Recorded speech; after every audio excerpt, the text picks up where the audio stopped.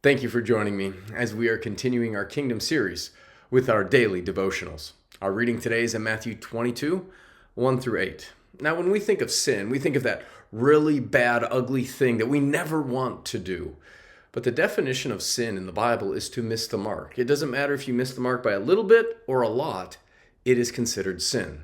Well, we see a version of sin in the parable that we are reading today in verses 5 through 6. Here's the context. A king has created a banquet and he has invited people to come, but their response is interesting. We read it in verse 5 through 6. It says, "But they paid no attention to the invitation, and one went off to his field, another to his business. The rest seized his servants, mistreated them, and killed them." Now, some of the responses were really bad, where they killed the servant or the messenger, but others were simply distracted with going to a field or starting their business. As a result, the king is very angry with how they responded.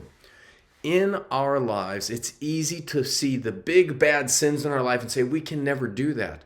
But we also need to be mindful of the small distractions that keep us from the dinner or the party that God has invited us to as we live out this life.